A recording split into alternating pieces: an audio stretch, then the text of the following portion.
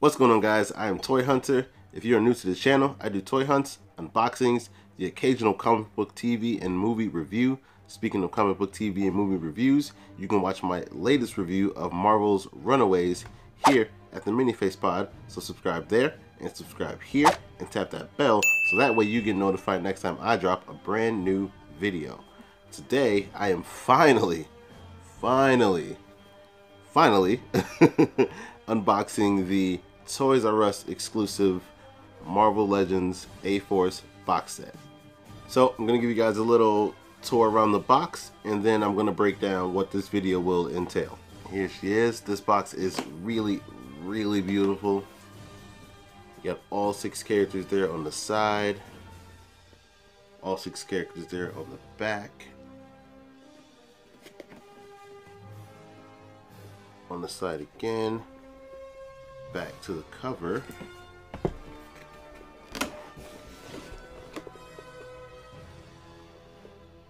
And there is the inside. You get the bios here and the characters here. Now, when this box set was announced and then eventually released, a majority of toy collectors poo-pooed it for a myriad of reasons. The cost for one, and as much as I'd like to sit here and think I'm some type of big baller, shouts to Lonzo, I immediately took advantage of Toys R Us's layaway plan and started making those incremental payments, baby. And then on top of that, right after I put it on layaway, Amazon puts it on sale for $91. So I ran back to Toys R Us, price matched this bad boy, and said, all right, now I got that, $91. Now I'm making my payments on $91. Balling on a budget. Remember that. Besides the cost though, I think the main reason a lot of collectors kind of dismissed this set was really because they weren't too familiar with all of the characters. So instead of just simply unboxing this box set, I decided I'm going to give a little bit of background info about all 6 characters, and that way we can all get familiar with them. Now, I'm the most familiar and the biggest fan of She-Hulk and Sif, like most of us are. The other 4, I have about little to moderate about a bit of knowledge about them. So I wanted to learn more about the other 4 characters I wasn't too familiar with, and that way you guys can come along on the journey with me and we can share in this knowledge. Let's get to it. Elsa Bloodstone. Bio. The daughter of the immortal monster hunter Ulysses Bloodstone, following in her father's footsteps, Elsa is an expert monster hunter. Creation. Elsa Bloodstone was created by Dan Abnett and Andy Lanning and first appeared in Bloodstone issue number 1, released in 2001. Powers. Elsa's powers are partially inherited and partially the result of the fragment of the Bloodstone she wears. She has enhanced strength, stamina, speed, and durability, and an enhanced healing factor. Her blood is toxic to vampires. It is not yet known if she is immortal like her father. Not having any offensive powers, Elsa carries big guns. She owns some of the magic artifacts collected by her father, such as a genie and a lamp. So here's Elsa Bloodstone. I really like the way this character looks. First thing pops out to me, the hair. The hair looks amazing. It's kind of like an attached piece on to the back of the head, but it looks really good. I love the way it flows. I love the color. I love the way it kind of splits down here. Almost like it's almost acting kind of the way Medusa's hair kind of acts, you know, or at least that's the way it's appearing. And I like the detail and the shading they put in it. Love the gray jacket. I believe it's the same jacket this movie version Scarlet Witch has. So it looks really cool in the gray. Love the orange paint on the inside. Liking this little holster here. Is that movable? Yep, you can move that holster around too. So that's also pretty good. And the kind of knee pads into the boots looks also really good. And then, which they've done with all of these figures, that face sculpt, they nailed that. They nailed that. She looks really pretty, really gorgeous. Really like that. This is definitely a highlight, especially from a character that I didn't know too much about. She also came with these two big guns here, as stated in the bio, because a lot of her powers are defensive. She does need something to go on the offense about, and so she totes some heavy fire, clearly. Monica Rambeau, a.k.a. Spectrum. Bio. After being exposed to the extra-dimensional energy, Lieutenant Monica Rambeau gained the ability to manipulate all energies of the electromagnetic spectrum. She has gone by many code names over the years whilst utilizing these abilities as a crime fighter. Monica has served alongside the Avengers in various incarnations and operated as their leader for a time. Creation. Monica Rambeau was created by Roger Stern and John Romita Jr. Her first comic appearance was in the Amazing Spider-Man Annual number 16, released in 1982. Powers. Monica has the ability to change into any form of light/energy along the electromagnetic spectrum. She can turn into photons, electricity, microwaves, radio waves, gamma rays, X-rays, ultraviolet radiation, infrared radiation, etc. She can travel at various speeds depending on the type of energy she converts into, including the speed of light. Monica has the ability to discharge whatever energy she becomes by focusing that energy into a tight beam. The beams are either discharged from her hands or eyes.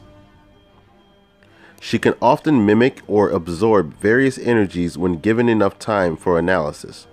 Monica was capable of mimicking an energy shield spell created by Doctor Strange by matching its energy signature.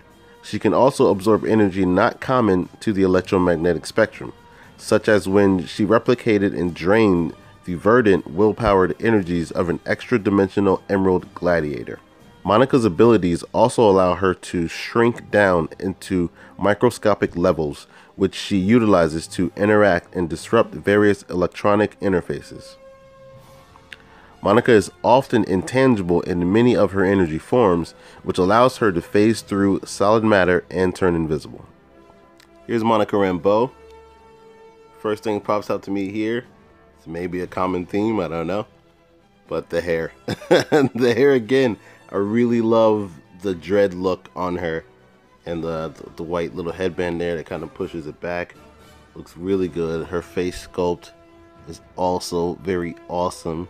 Looks like a new one. Usually they'll repaint them, you know, so like it could have been something else and they repainted it, but this looks like a new one, so that looks really cool. And she's got her Spectre uniform on inside. Spectrum uniform on? Yeah.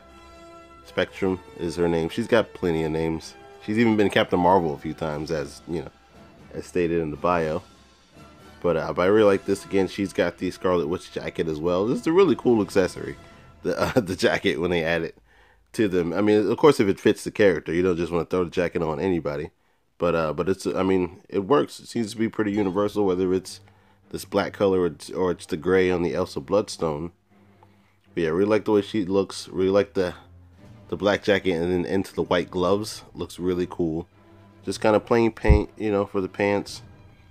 No heel on the boot. So which I'm not complaining about.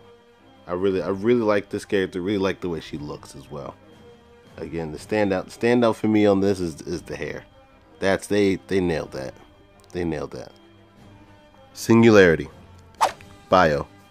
A mysterious being who arrived to Arcadia from the sky during Secret Wars. She quickly befriended Nico Minoru. Creation. Singularity was created by G. Willow Wilson, Jorge Molina, and Marguerite Bennett. Her first comic appearance was in A-Force number 1, released in 2016. Powers. Singularity's powers consist of rapid learning, teleportation of self and others in close proximity, portal creation, self-sustained flight, storing people and objects within herself and later releasing them unharmed, creating a gravity vortex and energy blast. So here's Singularity right here. I mean, and this one stands out just off of the paint. I don't know how they were able do this.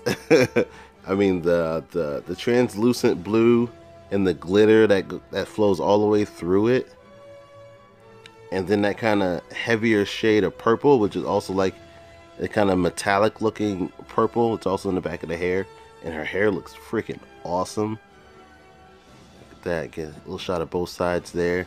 Like you got the little purple coming in here, and then even down into the legs there. Really, really cool looking figure, and into the hand. I mean, the way they were able to come up with this, Hasbro had to be excited when they were coming up with this. Like, how could we make this, and what kind of cool designs could we do? I mean, they nailed this. They really, really, really nailed this, and the face is really pretty as well. Get a good look into that. Really loving that head sculpt. The standout for me on this, I mean, I feel like it's just everything. She's just a pure standout character and standout figure, you know. Just, I mean, that translucent blue with the glitter, the purple. I mean, everything about this figure, they nailed. I really, really like this. Loki. Bio. So this version of Loki is the rebirth version. Like all the dead Asgardians, Loki was reborn as a human form and imprisoned by Baldur to prevent Thor from restoring Asgard. However, the Fates had a little surprise for him as he was reborn as a female, inhabiting the body of Sif. Creation. Based on some Norse mythologies, Loki appeared for the first time in Venus number 6. A modern reimagining by Stan Lee and Jack Kirby, he first appeared in Journey into Mystery number 85. Powers. Loki is the son of frost giants, and so is endowed with superhuman strength, speed, agility, reflexes, stamina, and durability. He is extremely long-lived and immune to all earthly diseases, and has, after recent events, obtained immortality. Loki is the most skilled magician in all of Asgard, if not all of the 9 worlds. His magic is thought to be derived from 2 sources: his innate ability to manipulate Asgardian energy, and his vast knowledge of sorcery. Now, here we go with the female version of Loki. Loki inhabiting the body of Sif, as mentioned in the bio. I really like this character. I'm going to say that a lot because I like every character that is here. And the standout for me, honestly, is the paint. The paint on the scales with the green. The paint on these characters, at least especially with this Loki here and then on Singularity, they really nail, especially with the different colors. That the way that metallic kind of green looks with the scales on it here on the thighs, and then on the abdomen here, and then on the chest there, on the arms here as well.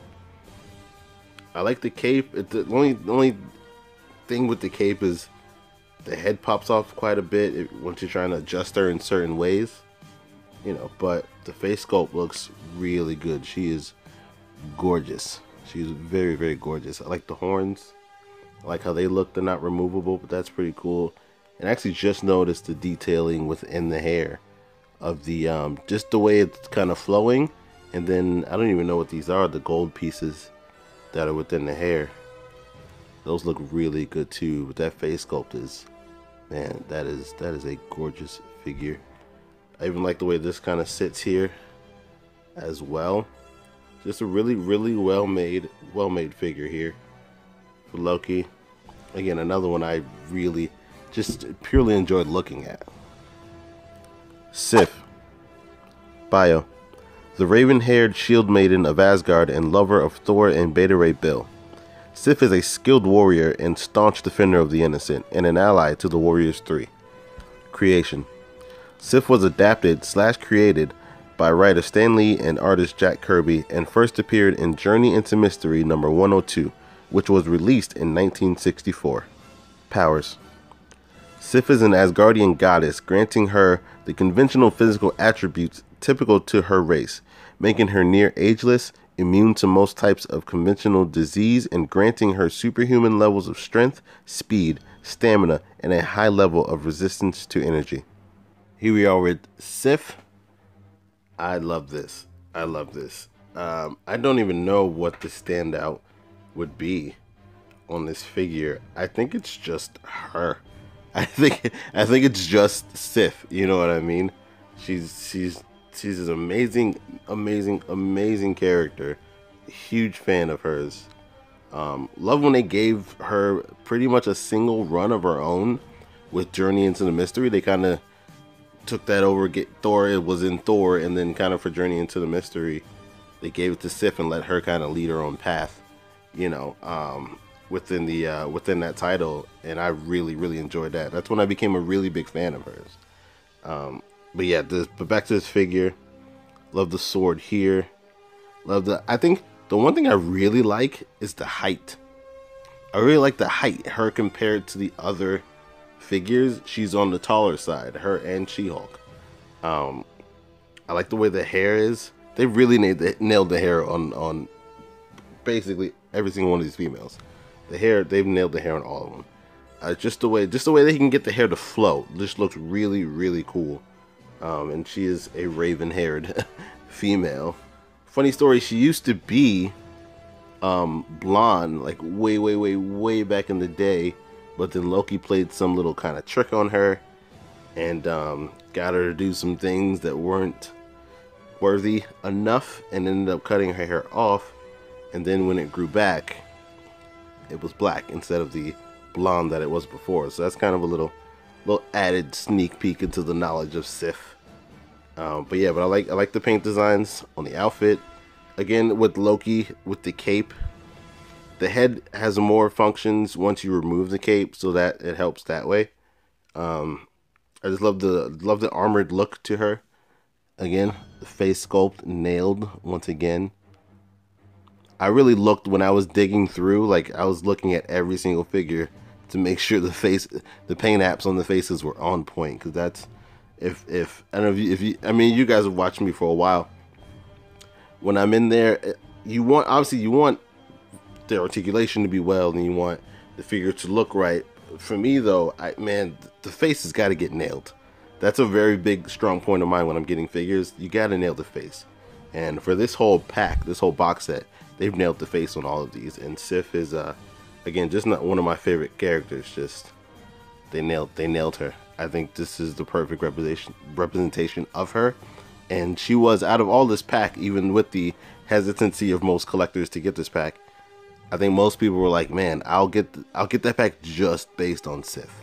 You know, she's a character a lot of people wanted, myself included. Obviously, I'm just a very big fan of hers. She-Hulk. Bio.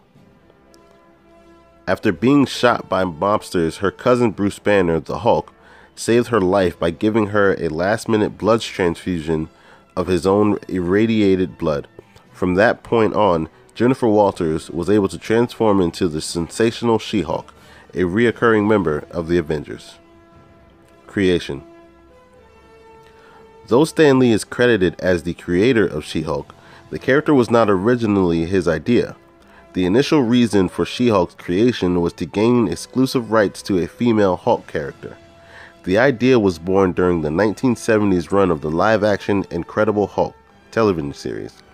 The show enjoyed such success that CBS considered making a female Hulk spin-off series.